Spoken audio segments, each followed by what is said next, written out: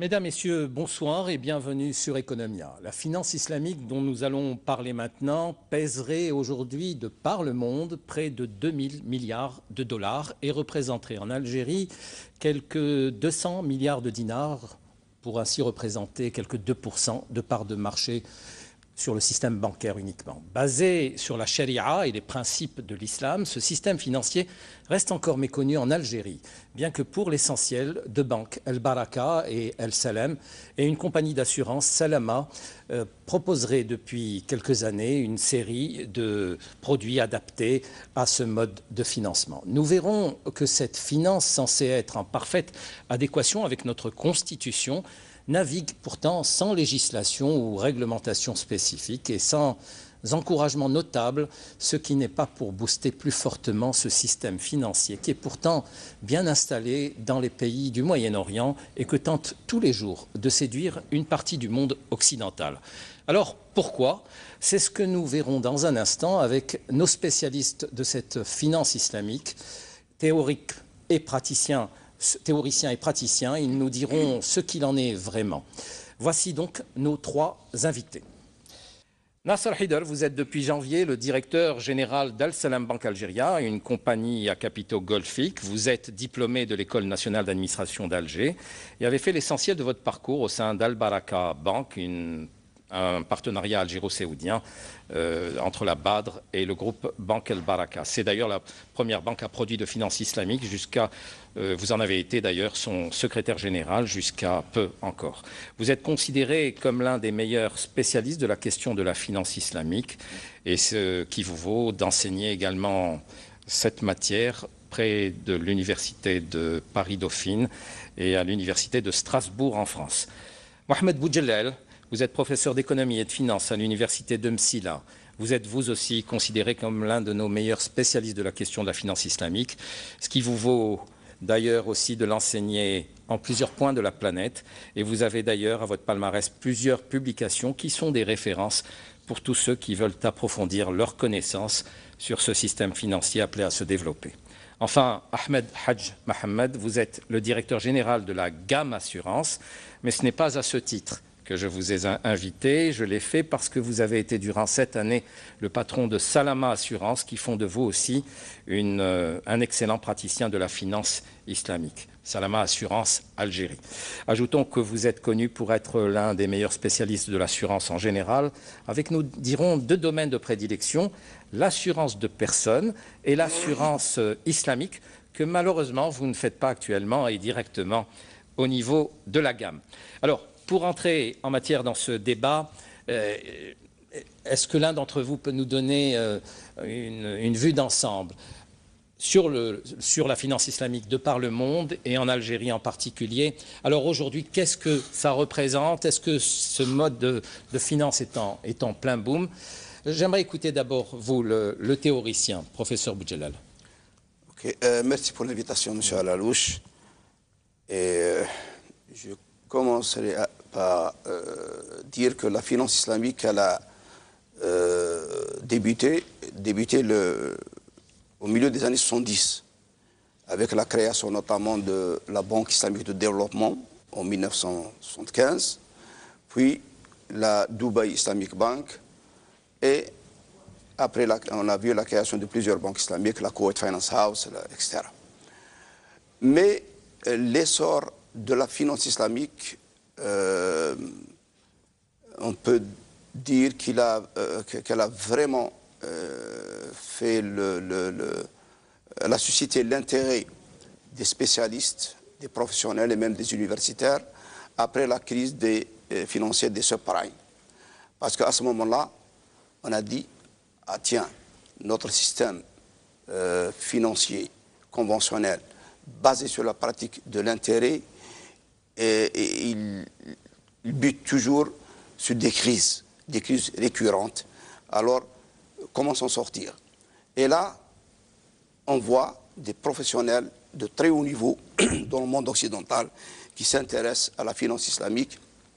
Je cite à titre d'exemple Madame Christine Lagarde, qui était dans le temps ministre de l'économie en France et qui est actuellement directrice du FMI. Elle a dit sa fameuse phrase comme suit, à l'occasion de la réunion du groupe du G20 à Londres, le mois d'avril 2009, juste après la crise du subprime. Donc, le monde il était en alerte. C'était vraiment une crise profonde. Elle a dit la chose suivante: il est opportun de s'inspirer des principes de la finance islamique pour travailler à la réforme du système financier international. Et je peux citer beaucoup d'autres spécialistes en Occident. Je cite juste ce qu'a dit Vincent Beaufils juste après la crise dans son éditorial dans la revue l'hebdomadaire Challenge en France, qui dit la chose suivante: si nos banquiers avides de rentabilité sur fonds propres avaient respecté un tant soit peu la charia, nous n'en serions pas là. Et il a prononcé le mot charia. Donc, ceci dit que cet engouement mondial pour connaître les principes de la finance islamique, ça a été une occasion pour les spécialistes de la finance islamique pour mieux expliciter la chose.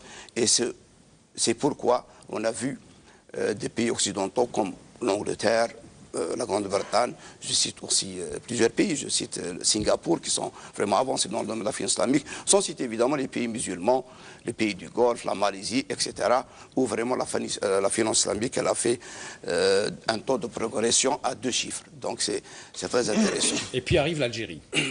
Bon, arrive l'Algérie.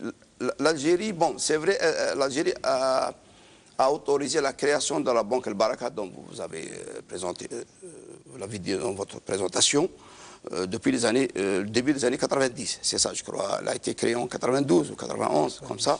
90, voilà. Mais la loi sur la monnaie et le crédit en Algérie, elle ne cite pas explicitement, elle ne réserve pas explicitement une place pour la finance islamique. C'est-à-dire, elle laisse faire, mais sans pour autant avoir une assise juridique claire. Et pourquoi nous, actuellement, la crise que nous vivons en Algérie, je crois qu'on a besoin maintenant de revoir notre... je peux peut-être empiéter sur le terrain de mon collègue Nasser Haidar, qui connaît mieux la question. Donc, on a besoin vraiment d'amender notre loi sur la monnaie et le crédit pour réserver cette place à la finance islamique. Très bien. Alors, Nasser Haidar, donc la première banque, disons, à vocation finance islamique, c'est Al Baraka Bank. Vous l'avez rejointe, je ne sais pas si vous étiez à ses débuts ou si vous l'avez rejointe par la suite, mais vous avez bien suivi son évolution. Alors, pourquoi le groupe Al Baraka vient en Algérie, donc, et comment ça s'est passé, donc, cette adéquation entre le public et la banque? Est-ce que donc il y a eu une attente, il y avait une attente massive ou non? C'est ça que j'aimerais savoir de la part du public. Donc comment ça a démarré pour Al Baraka Bank? Et effectivement, pour en venir à ce que disait le professeur, comment ça s'est passé au niveau de la réglementation? Comment vous avez pu naviguer jusque-là? Tout d'abord, je vous remercie, M. Alanouche, pour avoir consacré cette émission, cette excellente émission, à ce sujet quand même qui est d'actualité, qui intéresse énormément d'Algériens. Effectivement, la banque El Baraka d'Algérie était la première banque charia compatible, moi je préfère ce terme, à s'implanter en Algérie, mais elle est aussi la première banque à capitaux privés et la première banque à capitaux étrangers à être autorisée à exercer en Algérie, à la faveur donc de la promulgation de la loi sur la monnaie crédit de 1990 qui a ouvert le marché bancaire aux investissements privés et aux investissements étrangers, lequel marché bancaire était auparavant l'apanage des 6 banques historiques, publiques, étatiques, qui monopolisaient donc l'exercice de cette activité. Donc, le fait que cette ouverture du marché bancaire a été inaugurée par une institution financière charia compatible témoigne justement tout d'abord de l'existence d'un besoin, d'une demande socio-économique pour ce type d'activité, pour ce type de produit. Et deuxièmement, témoigne aussi de la capacité de cette finance charia compatible à s'adapter au contexte, disons, financier, bancaire et réglementaire conventionnel qui ne disposait pas, disons, d'encadrement juridiques et réglementaires adaptées, disons, aux spécificités de ces pratiques qui se distinguent des pratiques bancaires et financières conventionnelles par ce souci donc d'observer les préceptes de la charia musulmane, du droit musulman des affaires, essentiellement sur deux volets, à savoir l'interdiction donc des pratiques financières de prêts et emprunts assortis d'intérêts, et deuxièmement de pratiques qui génèrent, si vous voulez, ce que nous appelons dans le jargon chariatique le gharar, c'est-à-dire des aléas majeurs, c'est-à-dire une ambiguïté contractuelle qui pourrait donc dégénérer soit sur une incertitude pouvant conduire à un litige ou sur, disons, une incertitude pouvant assimiler la transaction à une sorte de pari qui est interdit par la charia musulmane. Donc, c'est le respect de ces deux principes fondamentaux qui illustrent donc les particularités, si vous voulez, juridiques et contractuelles des instruments utilisés par la finance islamique et qui la distingue un peu de ceux utilisés par la finance conventionnelle. Comment a répondu le public au démarrage? Voilà. Alors, au démarrage, effectivement, il y avait quand même il y avait un engouement, notamment chez certaines franges de la population qui étaient sensibles à cette contrainte, si vous voulez, religieuse. Je dirais que la finance islamique n'est pas une finance religieuse, n'est pas une finance communautaire ou confessionnelle, parce que les contrats qu'elle utilise sont des contrats qui sont générés par les besoins de la société, ce sont des contrats profanes, parce que la finance islamique, il faut le rappeler, relève de ce pan du droit musulman des affaires qui traite, si vous voulez, de tout ce qui est transactionnel, fiqh al-mu'amalat. Donc, ce n'est pas, si vous voulez, elle ne relève pas de fiqh al-ibadat, qui est, lui, textuel, mais plutôt de cette partie du droit musulman qui est contextuelle. C'est-à-dire l'inspiration, elle s'inspire, si vous voulez, des usages, des pratiques et des besoins de la société, mais tout en respectant, si vous voulez, ces deux interdits majeurs, qui est celui de l'interdiction de l'intérêt, de l'usure et du gharar. Donc la réponse du public, notamment de cette frange de la population, a été immédiate, spontanée et, disons, à la hauteur de ce besoin qui était manifeste, qui était là dans notre société. Évidemment, le niveau de la demande de ces produits dépasse de loin le niveau de l'offre. On avait commencé à Baraka par une agence, maintenant Baraka est à une trentaine d'agences. En 2008, il y a eu Salam Bank qui a été agréée. D'ailleurs, c'était l'une des deux seules banques qui ont été agréées depuis 2003. Parce qu'il y avait une volonté donc des autorités monétaires à limiter l'exercice de l'activité bancaire aux institutions financières fortes et à haut niveau de capitalisation. Donc, avec l'avenue de Salam Bank, donc, cette activité se structure et même se développe pour toucher d'autres acteurs, d'autres banques conventionnelles qui, sentant justement cette demande sociale, ce besoin pour ces produits, même de la part de leur propre clientèle, commencent à ouvrir des Islamic Windows et à offrir des produits sharia compatibles à leur clientèle, et notamment des banques internationales, mais aussi des banques publiques. D'ailleurs, notre ministre des Finances a encouragé ouvertement toutes les institutions bancaires à offrir ces produits sharia compatibles à ceux qui le demandent de leur clientèle. C'est récent, cette déclaration du ministre? Oui, cette année. D'accord, mais justement, pour la progression en termes de part de marché, on voit que c'est... Bon, ça progresse, mais oui, c'est timide. Effectivement, la finance islamique est récente. Comme l'a dit le professeur Boujlel, elle a à peine 40 ans d'âge, alors que la finance conventionnelle a plus de 500 ans d'âge.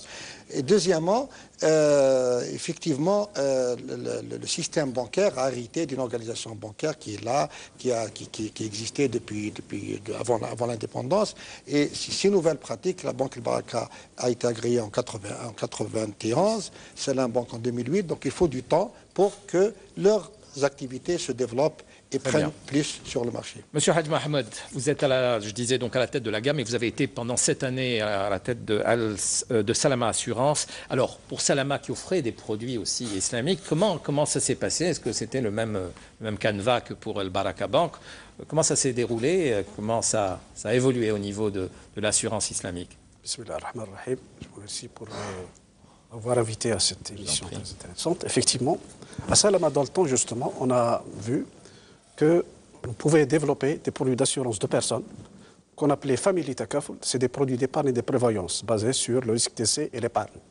Donc, justement, avec la banque El Baraka, on a placé l'encours des primes générées par ces contrats auprès de El Baraka.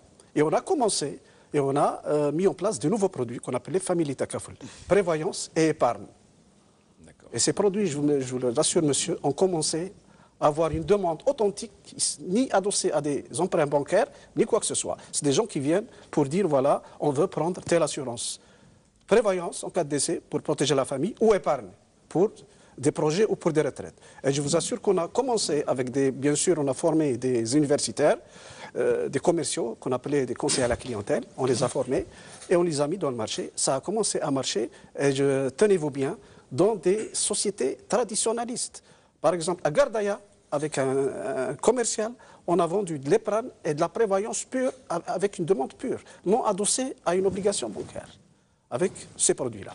Ça a commencé à marcher, ça a commencé à se développer, mais malheureusement, il y a un frein qui a été mis au niveau de Salama après l'institution de la séparation entre l'assurance dommage et l'assurance de personnes. Donc Salama, on a dû restituer l'épargne à leur c'était l'épargne qui a été constituée à leurs propriétaires. Voilà. Ça a été une expérience très intéressante qui démontre que le marché algérien, que le consommateur algérien, pourvu qu'il ait devant lui des produits charia compliant, il y va, que ce soit au niveau bancaire ou au niveau assurantiel. Et ce qui m'amène à dire que si on développe le takaful dans ce pays-là, le marché des assurances algériens va progresser. Très bien. Alors, quand vous dites on développe le takaful dans ce pays, d'abord, alors expliquez exactement ce qu'est le takaful. Le takaful, en fait, c'est le takaful. Donc, le takaful, c'est comme on dit, c'est résultant de la finance islamique. Je prends la Malaisie, il y a 14 sociétés takaful et 14 banques. Donc, qui ont été développées à partir du début des années 90. Qu'est-ce que c'est? Et ça marche très bien. C'est une assurance qui répond aux mêmes préceptes de la charia que la finance islamique. Elle est intimement liée avec la finance islamique. Donc c'est une assurance qui respecte les principes de la charia, à savoir le taux d'intérêt, le riba, la spéculation, le gharar et le maïsar sont évités. Donc il y a des techniques qui permettent à travers cette assurance-là de faire des produits basés sur la donation, basés sur la donation, faire des produits d'assurance qui répondent avec un fonds des assurés, qui répondent aux besoins des assurés et qui évitent justement tout ce qui est illicite par rapport à ce qui est conventionnel. Alors vous venez de dire, il suffit juste qu'on encourage le takaful. Oui, oui. De quelle manière? Eh bien, il faut réglementer, comme disait M. Nasser, il faut, comme vous le disiez tout à l'heure, il faut qu'il y ait une réglementation qui vienne compléter la législation des assurances dans le takaful. Donc les usages du takaful, qui permettra la création de compagnies takaful ou de créer des Windows pour les compagnies conventionnelles, des Windows takaful pour les branches d'assurance qu'ils veulent développer. Pourquoi il n'y a pas eu de réglementation en ce sens jusqu'à présent? Je pense que le législateur, on est en train d'évoluer. Il me semble que ça va intervenir prochainement. Je pense. Moi, je suis optimiste. Ça va intervenir, le takaful va intervenir, il va intervenir pour enrichir le marché des assurances. Permettre au marché des assurances non seulement de diversifier les produits, de diversifier son offre et d'avoir un meilleur taux de pénétration de l'assurance dans notre pays qui est actuellement 0,7% du PIB, qui est assez faible. Alors que dans le monde, nous sommes à 6,3% du PIB. Pourquoi? Parce que la réglementation... Mais vous travaillez... Enfin, ces compagnies-là travaillent actuellement. Pourquoi une réglementation dynamiserait davantage les choses? Et une réglementation, parce que ça permettrait justement de rendre les produits que les futures compagnies vont développer, qui seront agréés par les autorités de contrôle, les tarifs, les produits, et toute l'ingénierie va être, comme on dit, les gens n'ont pas besoin de s'adapter. Parce que si vous vous adaptez par une réglementation qui n'existe pas, il y a toujours des vides juridiques, il y a toujours des incompréhensions. Par contre, s'il y a une réglementation qui trace... Ça va libérer... Et les personnes, il y a un effet libératoire qui va être un effet multiplicateur de la demande d'assurance, à mon sens. D'accord sur ça? Juste un complément. Oui.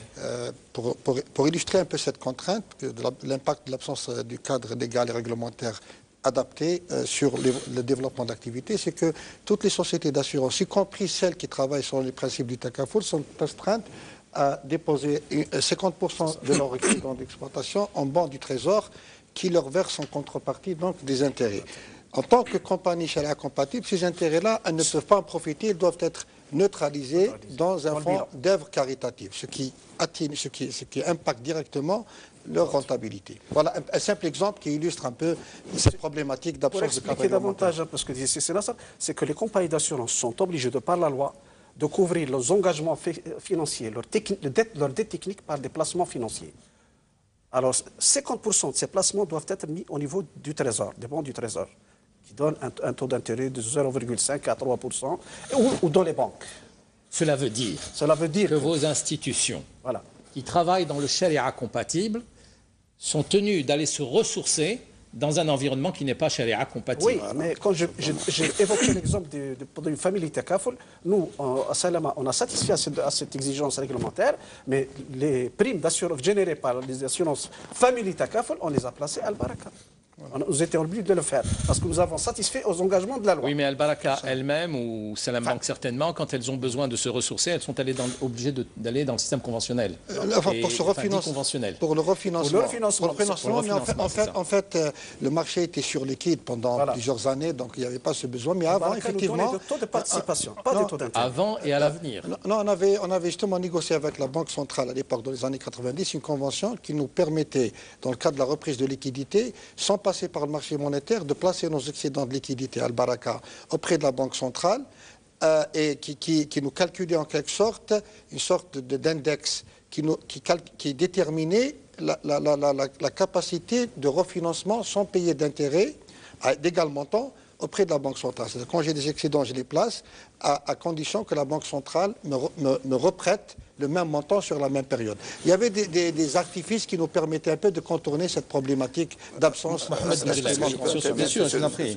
Sur les assurances là, parce que moi aussi, j'ai été courtier d'assurance pendant quelques années, donc je connais un peu le domaine. Je pense que pour ce qui est de la finance islamique d'une manière générale en Algérie, pour qu'elle prospère, il faut une condition sine qua non. Il faut un cadre réglementaire adapté, comme l'a fait la Malaisie, comme l'ont fait beaucoup de pays. Ça, ce cadre réglementaire, il est inexistant actuellement en Algérie. Pour ce qui est de l'assurance, l'assurance Takaful, l'assurance d'une manière générale, je parle de l'assurance conventionnelle et aussi de l'assurance charia compatible, comme vous le dites, donc Takaful. Il faut, comme l'ont fait beaucoup de pays, je cite l'Allemagne par exemple, une défiscalisation des contrats d'assurance. En Allemagne, il n'y a pas la TVA sur les contrats d'assurance. Mon collègue vient de dire que le taux de pénétration du secteur des assurances en Algérie, il peine à arriver à 1%. Il est moins de 1% actuellement. Alors que si on prend le pays voisin, la Tunisie ou le Maroc, ils sont à plus de 2%. Le Maroc, il est à 2,5%. Nous sommes à 0,7%. C'est déplorable, malheureusement. Mais qu'est-ce qu'on a fait pour stimuler ce secteur? Je pense qu'il faut une défiscalisation des contrats d'assurance, entre autres. Plus, évidemment, un cadre réglementaire adapté à l'industrie de l'assurance. Pourquoi il a tardé à venir, ce cadre réglementaire? Pourquoi il tarde à venir encore?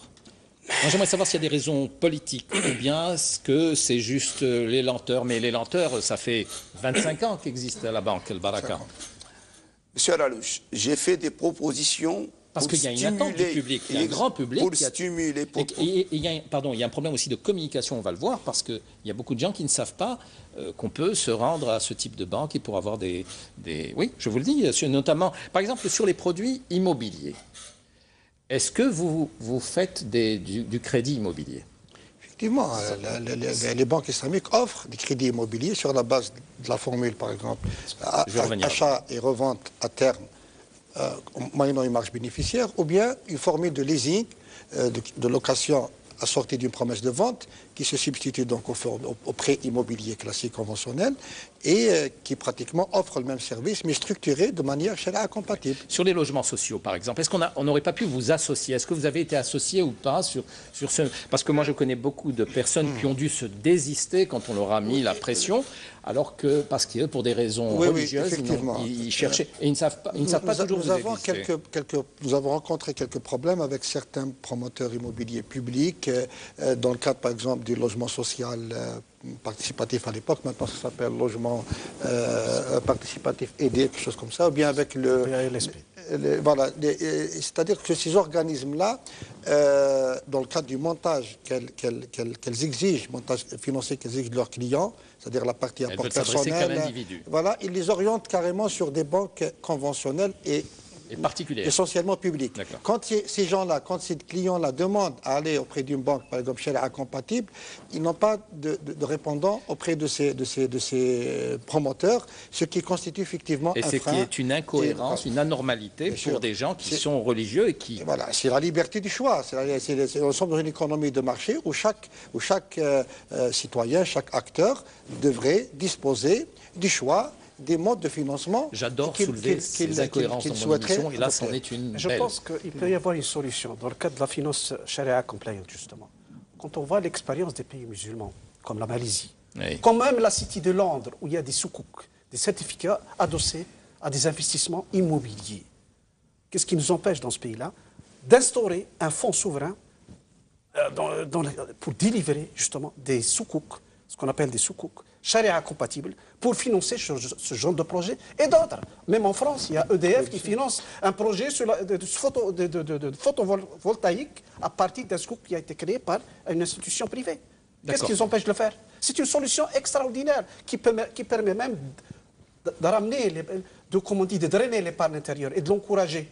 Il y a une année, mais il faut un soubassement juridique pour ça. Oui, je sais, on en vient. Il faut un soubassement juridique, mais il faut qu'il y ait volonté, parce qu'avec le tarissement des ressources du pétrole, c'est l'occasion rêvée de multiplier ces instruments d'attirance de l'épargne nationale, de l'épargne intérieure, qui peut être source de financement, qui peut donner confiance.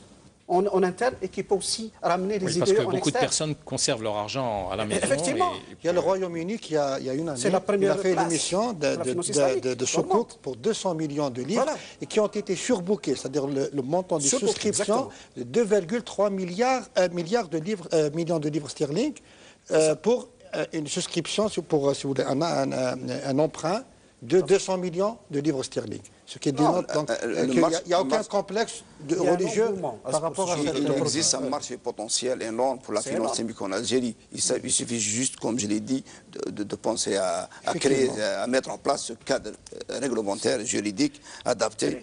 Et Inch'Allah, et puis même nous, les assureurs, M. Alalouche, ce qu'on cherche, c'est d'abord même les assureurs conventionnels. S'il y avait ce genre d'instruments financiers, on cherche la rentabilité de nos placements. Et si on avait ça, je vous assure que pas mal d'assureurs s'orienteraient vers ça parce qu'on va encore augmenter nos placements, rentabiliser nos placements et encore participer de façon plus directe au financement de l'économie. Et on va dynamiser la bourse d'Alger. Mais c'est ça. La bourse d'Alger maintenant, elle est moribonde. Je pense qu'un instrument financier comme les soukouks, attention, au niveau mondial, ça fait plus de 300 milliards de dollars. Exactement. Et l'Algérie ne bénéficie de rien, de zéro. Eh bien, imaginez que le cadre réglementaire permettrait en Algérie la création de soukouks qui sont des sortes d'obligations, mais pas à intérêt, mais c'est des titres financiers adossés à des investissements réels et dont la rémunération, elle est proportionnelle, elle est liée à la rentabilité du projet lui-même. Donc c'est charia compatible et ça créerait vraiment, je pense que ça créera un dynamisme sur le marché, sur la bourse d'Alger. Alors, est-ce que c'est cette absence de réglementation qui explique aussi l'absence, ou la quasi-absence de communication de la part de vos entreprises, enfin des entreprises à vocation, qui produisent des produits islamiques? Est-ce que, parce qu'on on les voit pas beaucoup communiquer, on ne voit pas vos entreprises communiquer. Vous communiquez, bon, par flyer, mais vous ne faites pas d'appel large aux consommateurs, aux clients. Personnellement, je suis un partisan de la communication la plus large sur cette activité, sur ces produits. Et à chaque fois que l'occasion se présente pour nous, par exemple, pour justement diffuser notre message et communiquer, on le fait. La preuve, c'est que nous sommes là. Bon, peut-être c'est par rapport à la taille du marché. Je concède que ça reste... oui, c'est la télévision qu'il faut faire. Vous dites pourquoi on ne communique pas.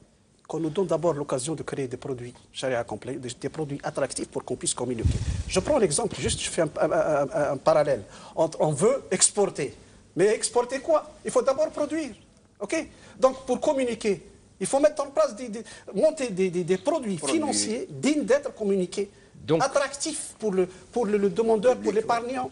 Donc, à partir de là, que ce soit en banque ou en assurance, on peut, une fois que je vous assure, une fois que vous aurez mis en place ces mécanismes, ces outils, la communication va venir elle-même. Elle va venir... parce que pour communiquer, il faut avoir des produits sur lesquels on peut communiquer et qu'on peut vendre et qu'on peut proposer. C'est un peu ça aussi. On communique, ça veut dire qu'on ne communique pas, mais une fois que l'ingénierie sera mise en place, les produits mis en place, je pense que la communication viendra d'elle-même parce que la communication, c'est pour attirer d'autres ressources, pour attirer des épargnants. Voilà. Écoutez, moi je vous propose d'écouter, justement, vous la citiez tout à l'heure, Madame Christine Lagarde, qui est directrice générale du FMI, et qui, à l'époque, elle était, où elle fait la déclaration qu'on va écouter, elle était encore directrice générale ministre de l'économie de France, et elle est suivie aussi par une déclaration de Tariq Ramadan, qui est donc islamologue suisse, et nous avons donc deux avis un peu divergents sur la question. En fait, la France s'interroge sur la possibilité donc de faire venir les capitaux islamiques en France, et M. Ramadan s'interroge sur l'opportunité ou non de considérer la finance islamique comme une alternative à la finance internationale conventionnelle. On écoute d'abord Mme Christine Lagarde. Je souhaite évidemment vous convaincre de ce que Londres n'est pas le seul point de passage obligé de la finance islamique, quelque respect que l'on ait pour cette grande place, mais que Paris est aussi une grande place financière et qu'en matière de finance islamique, nous sommes très désireux d'accueillir ceux d'entre vous ou ceux d'entre vos clients qui souhaiteriez une alternative. Aucune opération de finance, qu'elle soit islamique ou autre, ne verra le jour, ne prospérera sur notre territoire si les opérateurs sont d'une certaine manière incertains sur les contours juridiques et sur le régime fiscal qui s'applique à leurs opérations. Alors pour disposer d'un cadre juridique et fiscal à la hauteur de vos espérances et à la hauteur de nos ambitions, je vous indique que je publierai d'ici la fin du mois de décembre, c'est-à-dire avant la fin de l'année fiscale, les instructions qui viendront, d'une part, confirmer l'absence de prélèvement à la source et la déductibilité de la rémunération versée par les soukouks, ainsi que la neutralité fiscale à l'occasion des opérations de Murabaha. Je crois que ces différents éléments, absence de prélèvement à la source, déductibilité et neutralité fiscale, sont trois éléments forts, sécurisants, je l'espère, pour vous engager ou pour vous convaincre d'engager vos clients à considérer la place de Paris comme une place d'accueil pour la finance islamique. Malheureusement, la finance islamique a été souvent, chez un certain nombre de penseurs ou d'économistes, l'islamisation des moyens et pas l'islamisation des finalités. C'est-à-dire, quel est l'objectif de la finance, qu'est-ce que l'on veut exactement? Est-ce qu'on va changer uniquement le caractère de l'intérêt, de l'usure ou de la spéculation, ou est-ce que c'est les objectifs que l'on veut reconsidérer? Est-ce qu'on veut faire la même somme d'argent avec d'autres moyens? Est-ce qu'on veut faire la même somme d'argent avec des moyens qui sécurisent, ou est-ce qu'on veut questionner le système lui-même? Ça, c'est une question de fond. Et nous nous apercevons que parmi les économistes et parmi ceux qui s'intéressent à cette finance-là, la réponse, elle n'est pas toujours très très claire. Mais je suis, de ce point de vue-là, critique sur l'état actuel de ce qu'on appelle la finance islamique. Je n'y vois absolument pas une alternative aujourd'hui. J'y vois une adaptation de l'intérieur qui n'est pas une alternative pour l'ordre économique ou financier international. Dans l'état dans lequel elle se trouve en ce moment, la façon dont on le traduit en ce moment, est-ce qu'il peut y avoir de nouvelles considérations? J'en suis certain. De nouvelles perspectives? J'en suis certain. Mais c'est même pas que j'en suis certain, c'est une nécessité, un impératif. Nous devons trouver des moyens de nous sortir de l'ordre financier international comme de l'ordre économique international. C'est une nécessité de notre contribution. Mais je ne suis pas sûr que nous avons choisi la bonne méthode. Voilà, ça c'est ma position. Wallahu a'lam, wa a'la, wa ahkam. Voilà, alors retour sur le plateau avec ces déclarations de Christine Lagarde, directrice générale du FMI et à l'époque ministre de l'économie de France, et Tariq Ramadan, qui est islamologue suisse. Alors, comment réagir d'abord aux propos de Christine Lagarde quand on la voit séduire de cette façon et insister sur la réglementation avant de partir pour mettre en bonne condition les investisseurs et les banquiers et les assureurs, tout ce beau monde de la finance islamique? Je pense que Christine Lagarde est logique avec elle-même. Elle voit du côté de la Manche les Anglais qui font tout pour attirer cet excès d'argent qui vient des pays du Golfe, des pays musulmans riches. Donc pour elle, pourquoi ne pas faire le nécessaire pour elle aussi attirer ses capitaux vers la France. Donc elle a clairement dit que nous allons créer les conditions nécessaires pour et adapter à la finance islamique. Elle a fait des efforts. Bon, les socialistes, ils ont avorté sa tentative, mais n'empêche que au niveau de son ministère, elle a pu émettre 4 instructions fiscales sur les soukouk, sur la murabaha, sur l'istisna et l'ijara. Et dans le but, évidemment, d'attirer ces capitaux vers la place de Paris. Bon, il est vrai que l'Occident s'intéresse beaucoup plus à la technique qu'à l'esprit. Parce que la finance islamique, quand même, elle a une finalité. Et cette finalité, c'est le bien-être pour tout le monde. Bon, et là, on rejoint les propos de Tariq Ramadan. Oui, en quelque sorte, Tariq Ramadan, il a raison, dans le sens que moi, j'ai parlé de ça dans plusieurs de mes interventions, mes colloques en Tunisie, au Maroc et ailleurs, en France. J'ai dit qu'il y a ce risque de financiarisation de la finance islamique. C'est-à-dire qu'une finance... De la conventionnalisation. Non, financiarisation. C'est-à-dire qu'une finance au service des riches. C'est pour ça qu'on s'intéresse beaucoup au soukouk, etc., à tous ces instruments financiers, au service de l'excès de liquidité des gens qui ont de l'argent.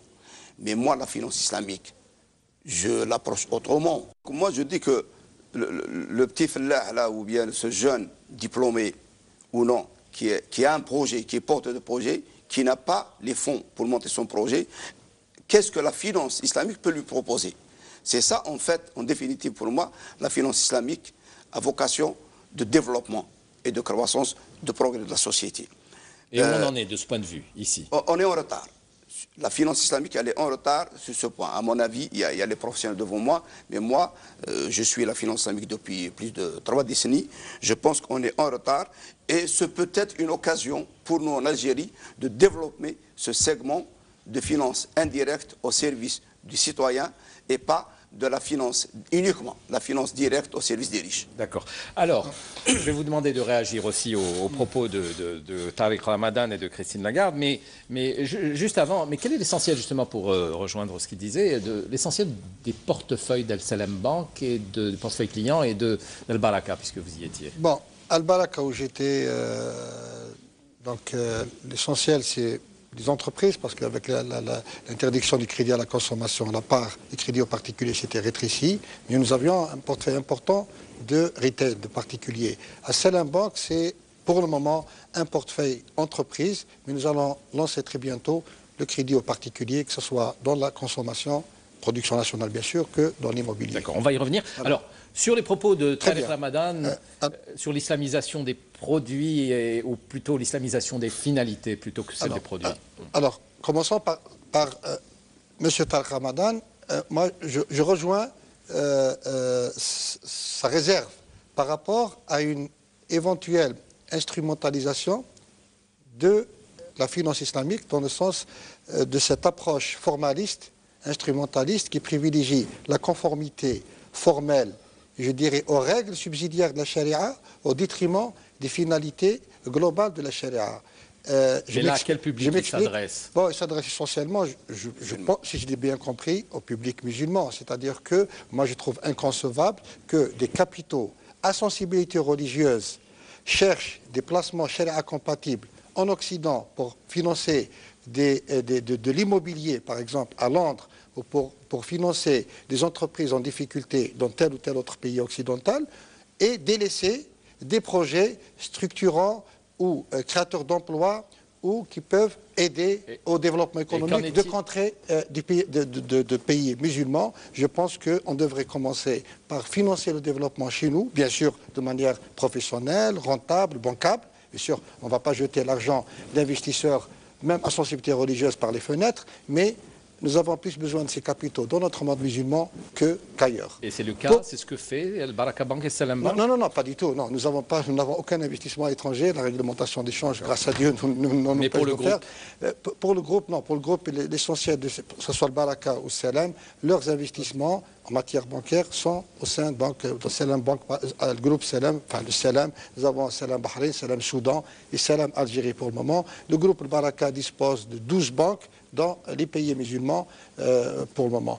Pour revenir à Christine Lagarde, maintenant, mon sentiment est que cette vision, cette position de Christine Lagarde par rapport à la finance islamique procède d'une double considération. Une considération de pragmatisme politique, ce souci d'attirer des capitaux à sensibilité religieuse pour renflouer une économie en panne, et aussi le souci de l'économiste, vous voulez, la conviction de l'économiste de la pertinence des valeurs et des principes fondamentaux de la finance islamique en tant que vecteur de cette réforme tant recherchée et tant défendue par Christine Lagarde du système financier international qui est pris en otage par des pratiques qui, à travers notamment la spéculation et des produits dérivés, des pratiques qui ne servent en rien l'économie réelle. Haj Mohamed, c'est le bon exemple à suivre, ce qu'indique Christine Lagarde, pour nous déjà, ici en Algérie. Si vous permettez, avant tout, je dis que la réaction de, comme disait mon collègue M. Nasser, la réaction de Christine Lagarde par rapport à l'encouragement de la finance islamique en France, en fait, d'abord, il y a la suprématie anglaise, donc chacun veut avoir une suprématie à ce niveau-là. Il y a eu, tous les pays européens ont été échaudés par la crise mondiale. Les subprimes, Madoff, il y a des banques qui ont perdu des milliards de dollars suite à ces actifs toxiques qu'ils ont achetés. En plus, il ne faut pas oublier qu'entre l'Allemagne et la France, il y a pratiquement une population de musulmans de 10 millions de personnes. Donc là, il faut bien qu'ils mettent en place un système alternatif qui permettra de venir suppléer à la finance conventionnelle et d'encourager un peu, d'atténuer les effets de la crise. Chez nous, le problème, nous avons la chance d'être un pays un peu fermé. Je dis une chance, parce que pourquoi? On peut, nous, à l'aise, mettre en place des outils, des instruments financiers qui peuvent, comme on dit, non seulement, comme disait le professeur Boujelel, encourager les petites et moyennes entreprises, faire de la microfinance pour les petits fellahs, faire de la micro-assurance, faire un tas de choses qui nous permettront non seulement de couvrir, parce que la finance islamique, elle est basée sur quoi? C'est une finance juste et équitable. La finance islamique, elle pense pas uniquement aux riches, mais aux pauvres. Donc là, le problème est là. La finalité de la finance islamique, c'est que tout le monde doit être heureux dans un monde meilleur, où le partage, enfin, c'est pas le partage, où la répartition des richesses se fait de façon plus équitable. Mais aussi appeler nos institutions bancaires et financières à aller se positionner aussi sur les marchés européens pour draguer avant de se positionner, musulmane. Avant de se positionner, il faut d'abord en interne acquérir de la force, générer une grande épargne, lancer de bons produits, mettre des verrous pour s'ouvrir. Il faut faire très attention parce que la finance mondiale est redoutable. S'ouvrir et former des générations de spécialistes en finance islamique qui peuvent être les cerbères, comme on dit, de cette finance dans notre pays. Aujourd'hui, sur le marché, sur la place algérienne, il y a Al Baraka, Al Salam, Salama Assurance. Est-ce que d'autres sont en attente, d'autres banques arabes ou musulmanes ou souhaitent s'implanter ici actuellement? Oui, il y a de nombreuses banques, notamment banques Sharia compatibles du pays du Golfe, qui souhaitent s'introduire dans le marché algérien et donc justement encouragés par le succès un peu rencontré par les deux banques qui exercent. Maintenant, ils attendent, si vous voulez, que le contexte un peu s'y prête pour pouvoir donc mettre en œuvre leur projet. Quand on parle de finance islamique, souvent on entend dire, on a des réactions pour nous dire, mais en fait c'est Haj Moussa et Moussa Haj par rapport aux banques conventionnelles, et on nous explique même que quelquefois, par exemple, le coût du crédit, que ce soit le crédit conventionnel et par rapport au crédit islamique, ce crédit islamique reviendrait beaucoup plus cher que le crédit accompagné de la riba. En Algérie, c'est pas vrai, parce que les deux banques islamiques que je connais dans lesquels j'active aujourd'hui pratiquent pratiquement les mêmes niveaux de rémunération que les autres banques de la place conventionnelle. La différence se situe au niveau de la structuration et du montage juridique du produit, de l'instrument de financement utilisé, mais sur le plan coût, si vous voulez, c'est pratiquement la même chose, bien sûr, avec des différences par rapport, disons, il y a des banques peut-être qui facturent moins cher, d'autres qui facturent plus cher, mais on se situe, si vous voulez, au même niveau général.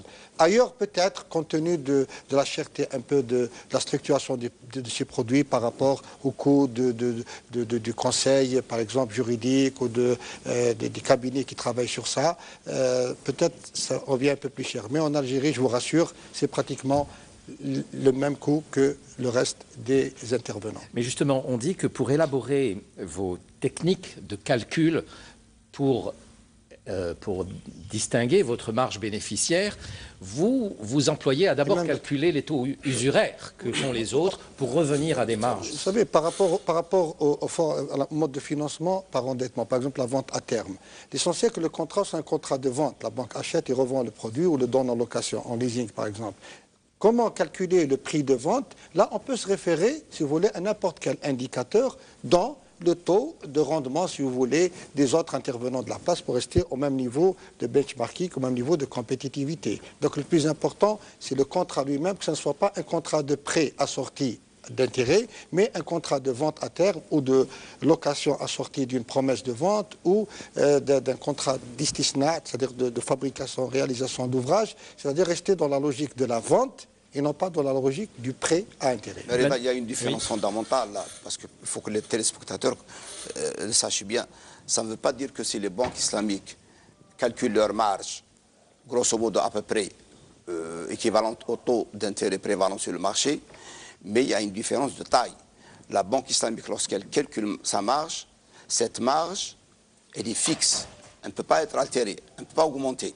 Par contre, dans un financement conventionnel, cette marge, elle n'est pas connue d'avance. Cette marge, elle est liée à un taux d'intérêt, à un compteur qui ne s'arrête pas. Donc, si le client débiteur n'arrive pas à payer dans le temps, n'arrive pas à honorer ses engagements à l'échéance, le compteur ne s'arrête pas. Au contraire, on va le charger d'un taux qu'on appelle dans la théorie économique un taux d'enfer, c'est-à-dire que le taux d'intérêt va être doublé.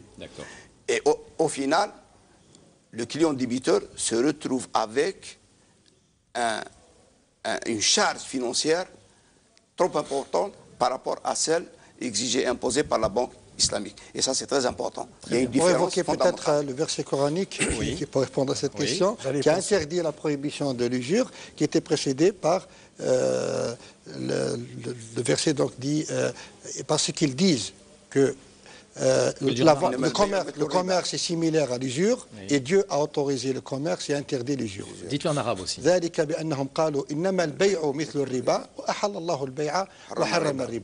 ce genre de question, il remonte à 1400 ans. On parle de finalité. Maqasid sharia dans le financement. Pour ce qui est des débiteurs en difficulté, le Coran le dit clairement. Pour celui qui est dans la gêne, sursis jusqu'à l'aisance. Ça c'est bien. Ah oui. Ça c'est un avantage. Ah oui, et ça ne se trouve pas. Donc vous allez difficilement en justice. Ah non, on y va quand le débiteur est de mauvaise foi.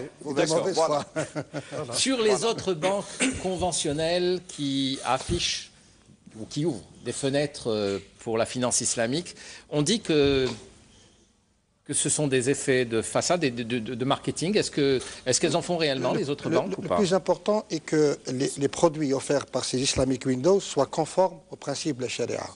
Là, donc, les jurisconsultes, si vous voulez, les instances de fatwa ont autorisé justement l'offre de ce type de produit pour encourager justement la généralisation d'instruments de financement charia compatible. Je rappelle toujours à cet égard le fait que le prophète Mohammed sallallahu alayhi wa sallam est décédé alors que son bouclier était donné en gage à un juif en contrepartie de nourriture qu'il avait achetée auprès de ce juif à crédit à terme. Et on savait qu'à l'époque, les Juifs pratiquaient l'usure. Donc le plus important est que le contrat soit licite et charia compatible au-delà si vous voulez, de celui qui pratique ce contrat. Et bien sûr, il faut prendre cette activité, disons, charia compatible partielle avec toute la prudence et la vigilance voulue pour éviter les dérives. Je vais ajouter une chose à la louche, c'est par rapport à ce que disait Nasser, c'est que tout produit, que ce soit bancaire ou assurantiel, charia compliant, doit être agréé par un charia board, c'est-à-dire un nombre de fiqh, un nombre de lois qui vient contrôler que c'est compatible à la charia. Donc, le montage est compatible. C'est contrôlé chez vous? Oui, nous avons un charia board qui contrôle la régularité chariatique de l'opération. Oui, mais pour les banques conventionnelles, on explique aussi que c'est délicat aussi de manier de la finance islamique. Dans la finance conventionnelle, ça ne paraît pas aussi toujours très charia compatible.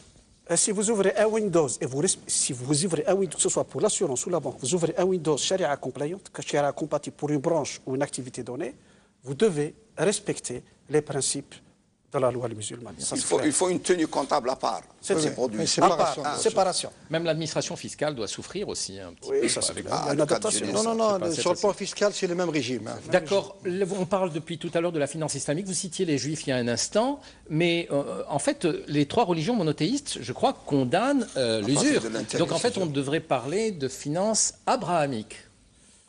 De finances, si vous voulez, abrahamiques ou éthiques ou morales. À part que je peux ajouter dans l'histoire juste que les protestants sont venus restaurer l'intérêt qui a été prohibé par les catholiques. Effectivement. Voilà. Très bien. Calvin. Bien, alors c'est sur ces mots que prend fin cette émission. Je vous remercie de l'avoir suivi. Je vous rappelle notre page Facebook dont le nom s'affiche au bas de l'écran. Et voilà, je vous dis à la semaine prochaine, à samedi prochain pour un nouveau débat d'Economia. Merci de l'avoir suivi et à très bientôt. Et merci à vous de votre participation. Merci.